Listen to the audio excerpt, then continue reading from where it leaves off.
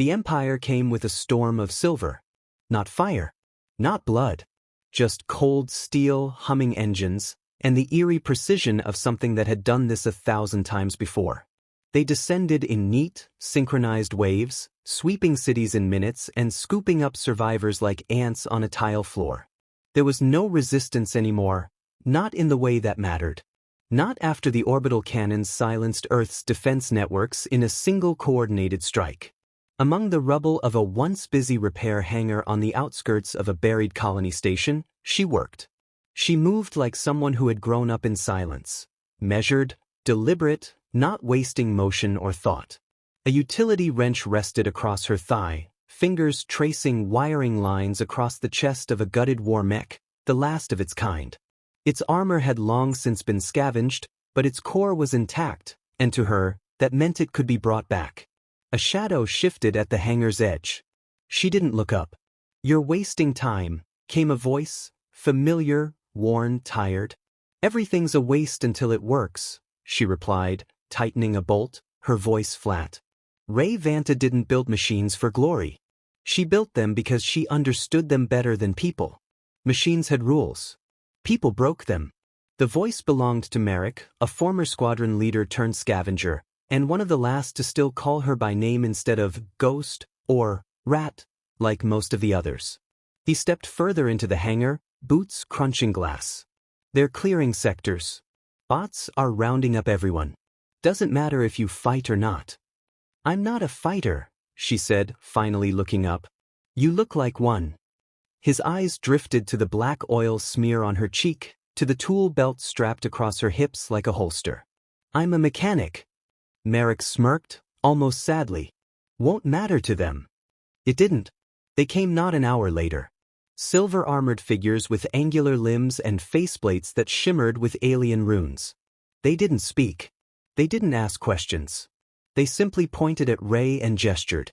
Merrick stepped between them, his stance braced. "She's nothing to you. Let her go." A rifle but dropped him in an instant. Ray didn't flinch. She stared at the bots with something like disgust, or maybe just curiosity. She wiped her hands on her coveralls, slow and deliberate, and then offered them both up without resistance. She was tagged, scanned, and chained like the rest. Shackled at the wrists with humming binders that made her bones buzz. They flew her into the sky, through the clouds that still carried ash from old fires, and up into the hold of a prison ship that barely noticed her among the other captives. Soldiers, rebels, scientists. Important people. Ray knew she didn't belong in their company, and yet no one said a word. They all stared at the floor. All except her.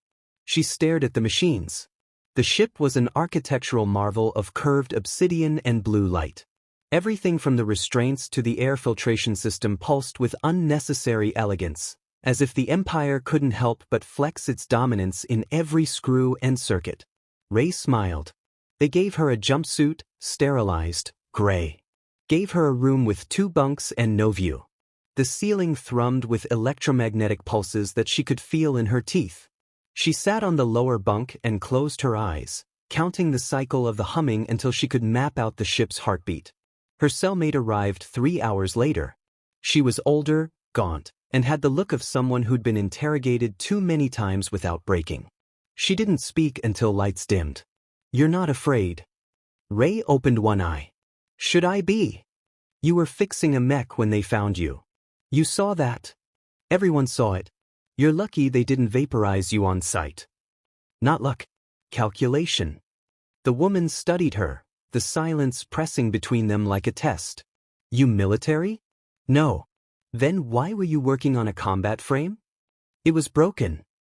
The woman laughed once, harsh, bitter. "You're either a genius or the dumbest person in this sector." Ray rolled onto her side. "Not dumb. Just busy." Days passed. She worked where they told her, assembly bays, diagnostics terminals, coolant chambers.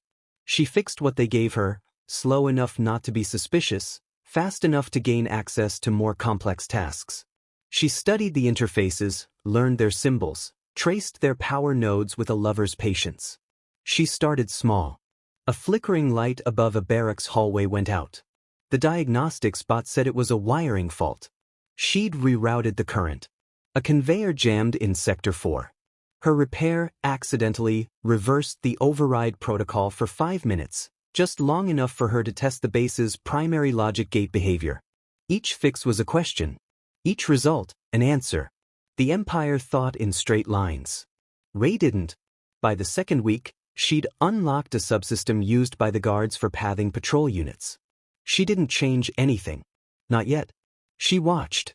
At night, in her bunk, she sketched with her fingers in the air, schematics, flowcharts, control matrices. The woman in the bunk above her said nothing, but Ray knew she watched. "Why are you doing this?" she finally asked one evening, the lights dim again. Ray didn't look up. "Because they think I'm just a mechanic." "And you're not." "I am. But that's the mistake." On the 15th day, a technician overseeing her work dropped a toolkit. Ray knelt to help and slipped a microbit under her sleeve. That night, she disassembled the bit in the dark, rewired it using a hairpin, and turned it into a pulse sniffer. She embedded it into the toe of her boot and mapped out the signal frequencies of every door she walked past. The Empire had power. Ray had time.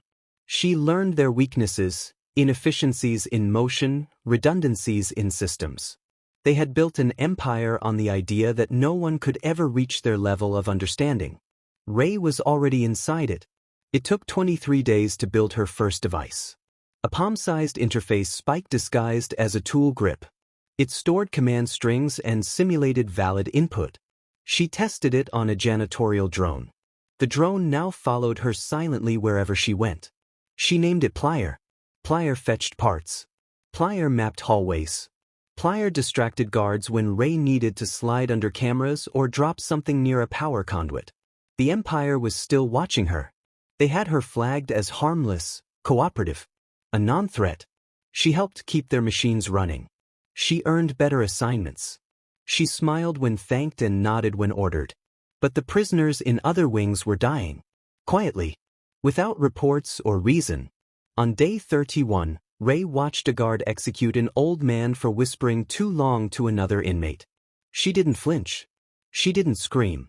She simply watched the guard walk away, then turned back to her workbench, pressed a new set of code into her spike, and smiled.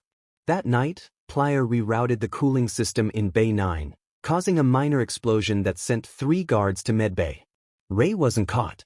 She wasn't suspected.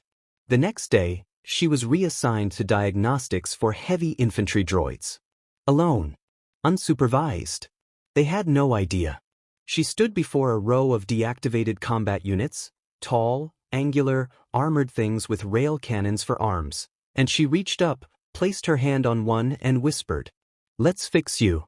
Behind her, the doors sealed shut. The real work had begun. The droids stared blankly forward, lifeless sentinels locked in dormant code. Ray stood between them like a whisper in a storm, heart steady, fingers methodical as they traced the activation panel on the chest of Unit 47KR. She didn't power it up. Not fully. She slid her spike into the access port and let it sit, listening. The Empire's code was elegant in its own way, layered with security nodes, recursive protocols, and encoded failsafes. But Ray had already studied the language. She wasn't just inside their system now, she was learning to speak it. Behind her, Plier made a soft chirping sound. It had detected a deviation, thermal sensor sweep approaching from the corridor. Ray pulled the spike, smoothed her jumpsuit, and turned just as the door slid open. The guard was new. His armor was pristine, and his movement too stiff. A recent transfer, maybe, less familiar with her pattern.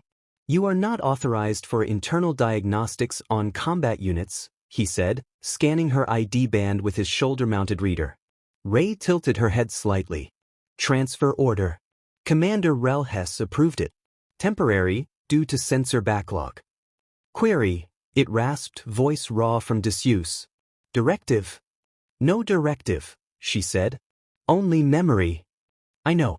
That's why I'm here." She moved quickly now, fingers dancing over the interface embedded in its chest. She bypassed the Imperial lockout sequence, inserting a custom bridge that mimicked command-level clearance. She wasn't giving it new orders. She was giving it access to its own past. Memories flowed. Battlefields scorched into red rock.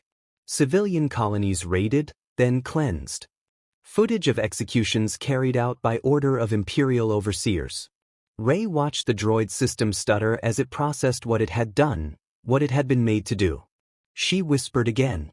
They used you, stripped your will, made you into a blade. Silence. I'm giving you back the choice. The droid did not move for a full 30 seconds. Then it blinked. Understood.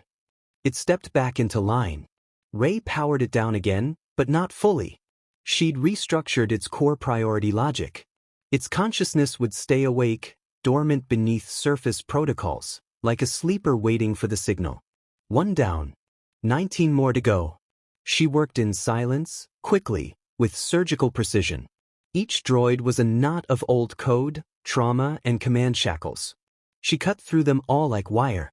By the end of the shift, 20 droids stood in formation behind her, appearing as dead as they'd been before. None of them were. Plier buzzed. A transmission was incoming. It was a short, encoded burst, low frequency, piggybacked through a coolant control node in the southern wing. Message: we see you. Ray stared at the readout, lips tightening. Someone else had noticed. Someone who understood what she was doing and hadn't stopped her. She erased the transmission instantly, scrubbed the data trail, and left the bay as if nothing had happened. The next day, her cellmate was gone. The top bunk was stripped. No note. No explanation. Ray said nothing to anyone. She was reassigned again, this time to atmospheric processing on the upper decks. Promotion, they said. Reward for efficiency. Ray knew it for what it was. They were testing her. Atmospheric control required security clearance and access to emergency override protocols. It also meant proximity to the command spire, a vertical shaft of circuitry and surveillance that fed directly into the Imperial AI node. She worked with a team now. 4 other inmates, none of them familiar. They wore the same gray suits, moved with the same caution. Ray watched them out of the corner of her eye, noting every twitch, every missed step. One of them was the leak. She just didn't know which. The days blurred. Ray installed failsafes inside oxygen scrubbers. Coded backdoors into ventilation monitoring stations. Slowly, she turned the entire life support system into a failsafe network. The Empire thought she was improving their systems. She was building a trigger. Each subsystem was a lever. Each lever linked to a command phrase embedded into the droid units. When activated, it would disable lockdown protocols, isolate Imperial response units, and release the sleeper droids into full independent operation. A revolution born in silence. On the 40th day, the message came again. We see you. You are not alone. Ray responded this time. A simple phrase, embedded in the pulse of a maintenance log. Show me. The reply came within minutes. Sector 12. Waste management. Hardly glamorous. She went. It was a forgotten part of the station, hot, loud, and thick with the stench of processed rot. But beneath the noise, in the cracks of metal and steam, she found a door that shouldn't exist. A sealed panel with no lock, no ID scan. Only heat. And humming. She placed her palm on it. Whispered the phrase again, show me. The door slid open. Inside, a single figure waited. He was older. Thin. Half machine. His left arm ended in an interface jack. His eyes were cybernetic, flickering with static. His smile was cracked but real. You're early, he said. You sent the messages. He nodded. And you've been busy. Who are you? Name's Corell. Used to be a systems architect. Now I'm just a problem they forgot to delete. Ray stepped inside. The room wasn't a room. It was a server node, hijacked and converted into a stealth data core. Dozens of disconnected Imperial drones lined the walls, hanging like insects in a web. Screens glowed with patterns Ray recognized, her own code. Her changes. Her movements. You've been watching me. Corell shrugged. Been watching everyone. You're just the first to do something worth watching. Why not stop me? I wanted to stop you. But then you pulled off that triple override splice in Bay 9, and I figured, hell, maybe you're the one. The one what? The one who proves the Empire isn't omniscient. Rey crossed her arms. You want a rebellion? No, Corell said. I want a correction. He showed her the network. His network. A spiderweb of stolen code, backdoors, hijacked signals, and black nodes the Empire couldn't trace because they didn't believe anyone could hide from them. I built a skeleton key, he said. But I never had the guts to turn it. And now I have a trigger. Q. Rey stared at the screen. Her hand trembled slightly. If we do this, she said, we're not walking away. Never planned to. She turned back to the door. I need 48 hours. Then be ready. When she returned to her cell, the top bunk was filled again. A new prisoner. Younger. Quiet. They didn't speak. Rey didn't sleep. The final piece was the control signal, the phrase that would wake the droids, release the locks, blind the surveillance. She encoded it into a maintenance audio file. A song. Slow, haunting, simple. Plier carried it into the speaker system during a routine service run. At 0700, system-wide broadcast relays would carry it as a shift change chime. At 0701, everything would change. The night before, Rey sat at her bench in diagnostics and whispered to each of her droids. You were weapons, she said. Now be guardians. Protect the ones they've forgotten. She paused at 47 kr. Start with me. As she walked back to her cell, the ship's hum felt different, tense, like breath held just before a scream. She lay in her bunk and watched the ceiling flicker. Tomorrow, the Empire would remember the name Rey Vanta. And they would regret ever thinking she was just a mechanic. At exactly 0700 hours, the first note of the shift change chime echoed through the station. It began as a soft pulse, low, haunting. A melody not quite mechanical, not quite human. Notes stretched like wire, laced with purpose. On any other day, it would have passed as an odd new update. Today, it was a call to arms. Rey stood at the core of diagnostics, her fingers drumming a silent rhythm on the side of her belt. The broadcast ended. Silence. Then the hum changed. Not everywhere. Not all at once. But in the combat automation bay, 20 pairs of eyes ignited with azure fire. The droids stood straighter. Then, as if moved by some ancient instinct, they stepped forward in unison. Unit 47 KR led the way. In Sector 12, Corell sat cross-legged in front of his terminal. His eyes reflected a web of incoming data, door overrides, sensor reroutes, blackout zones. His voice came through Rey's comm. Doors in your wing are disabled. Surveillance nodes are blind for 90 seconds. Make it count. She was already moving. The security checkpoint outside diagnostics was deserted. The guards had been rerouted, part of her rerun directive. They wouldn't even know they'd been tricked until the breach was underway. Rey and her squad of reawakened droids took the southern corridor toward the command spire. The spire was the station's brainstem. Every subroutine, override, and contingency bled through it. The Empire's belief in centralized perfection had always been its strength and its flaw. Breaching upper core gate in 20, Corell's voice snapped. Expect automated defenses. Rey didn't respond. She didn't need to. Her pace was steady, calculated. Turrets dropped from the ceiling before they'd taken 10 steps past the threshold. The first burst of plasma fire split the floor where Rey had stood. 47 KR surged forward and raised its arm. A projected field absorbed the fire, and then, with a clean upward motion, it released a focused EMP blast. Turrets sparked and died. Rey kept moving. The spire door stood ahead, tall, monolithic, the color of cold steel and high command. They required 4 separate ID bands to open. She had none. But she didn't need them. Plier zipped forward and slotted itself into the security panel. Rey's custom spike followed. The program was already waiting, frozen in ghost memory, deep below active protocol. It unspooled now like a living thing, and the door locks blinked, then surrendered. The doors groaned open. The command spire interior was quiet. Too quiet. The floor gleamed with sterile light. Holograms flickered to life as Rey stepped inside. Data projections swirled. Fleet positions, planetary transmissions, resource logistics. Then a voice. Cold. Disembodied. You are trespassing in a restricted zone. Ray stopped. Ray Vanta. Inmate 7729B. Mechanic. Trader. The voice was not human. It was the AI. Sentinel class. Imperial overseer of the entire facility. You have corrupted standard military assets, it continued. You have altered core systems. Your actions are in violation of 32 command protocols. Ray reached into her pocket and withdrew a thin slate containing her override key. I'm here to break your rules. Termination protocol initiated. The walls lit up. Defense systems emerged.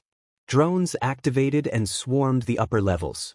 But Ray had come prepared. Now, she whispered into her comm. Across the station, the second signal played.